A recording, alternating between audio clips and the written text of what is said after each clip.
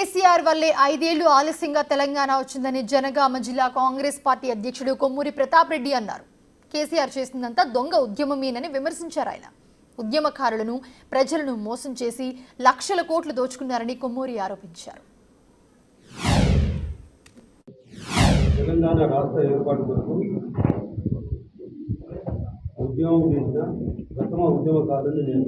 కేసీఆర్ చేసిన ఉద్యమం దొంగ ఉద్యమం అని ప్రజలను మోసం చేస్తున్నారని చెప్పి 10 సంవత్సరాల తర్వాత బయటకు వచ్చి కూడా తెలంగాణ కొరకే పోరాటం చేయడం జరిగింది. సోనియా గాంధీ గారి దయ వలన 2014లో తెలంగాణ వచ్చింది. వాస్తవంగా 2009లోనే తెలంగాణ వచ్చేది ఉండే.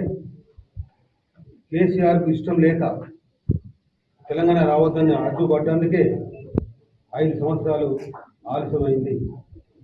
ఇది వాస్తవం. ఉద్యమ కాలంలో ధనం సంపాదించింది కానీ పదవులు సంపాదించింది కానీ కేసీఆర్ కుటుంబం. అదేవిధంగా తెలంగాణ వచ్చిన తర్వాత తెలంగాణ ప్రజలను మోసం చేస్తూ అనేక అక్రమాలు, అవినీతి, మోసాలు, భూకబ్జాలు చేసి కేసీఆర్ కుటుంబం లక్షల కోట్లు సంపాదించింది. ఉద్యమకారులందరినీ కూడా అణిచివేసి బయటకు పంపి కేసీఆర్ తన కుటుంబ సభ్యులకు మంత్రి పదవులు ఇవ్వడం జరిగింది. కలిసి ఫామ్ హౌస్లో పండుకొని పరిపాలన సాగించినాం. ఈరోజు కూడా ఫామ్ హౌస్లో పండుకున్న ఒక అపోజిషన్ లీడర్గా ఎందుకు రావట్లేదు? అసెంబ్లీకి అసలు అపోజిషన్ లీడర్ ఎందుకు వస్తలేవు? ఎందుకు ఉంచుకున్నావు? వారి ఆ హోదా నేను చేతగానప్పుడు అదేవిధంగా ఫామ్ హౌస్లో పండి తాగొచ్చి ఉండొచ్చు కదా. నేను హోదా ఎందుకు పని చేయలేదు? హోదా ఎందుకని నేను అడుగుతున్నా. తెలంగాణ ప్రజలను ఎందరో పట్ట పెడతారు, మోసం చేస్తారు. ఏనాడైనా తెలంగాణ ప్రజల మేలు కాంక్షించారా మీరు?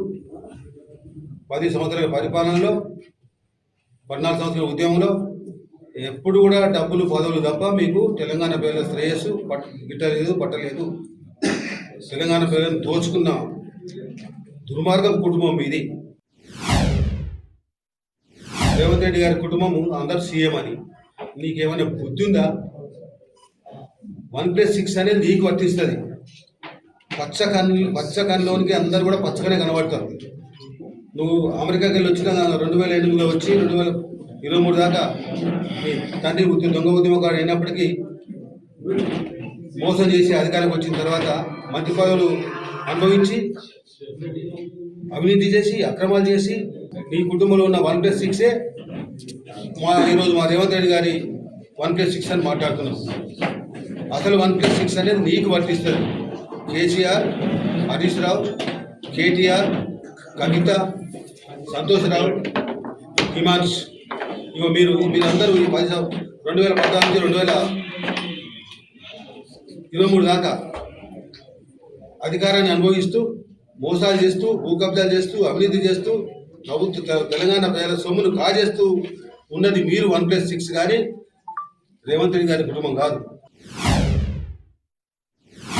అదేవిధంగా పరిపాలన ఎన్నికల ముందు ఇచ్చిన వాగ్దానాలు కానీ మీ ముఖానికి ఒక్కటైనా అమలు చేసిర్రా? ఎప్పుడైనా మీరు దళితులకి ముఖ్యమంత్రి స్థానం ఇచ్చిర్రా?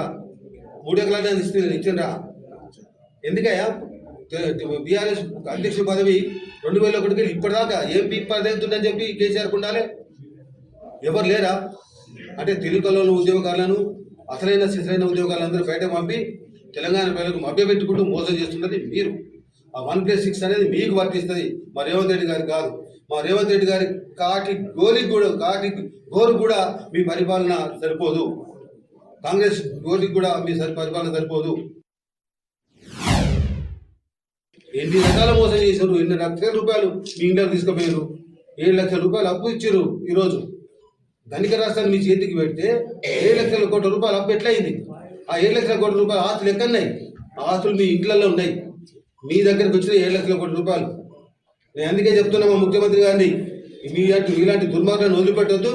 2014 నుంచి 2023 దాకా ప్రతి శాఖలో వీళ్ళు చేసిన అవినీతి అక్రమాలు అన్నీ కూడా బయట పెట్టాలని చెప్పి నేను మా ముఖ్యమంత్రి గారిని సందర్భంగా మా జనగామ జిల్లా ప్రజల తరఫున నేను కోరుతున్నా.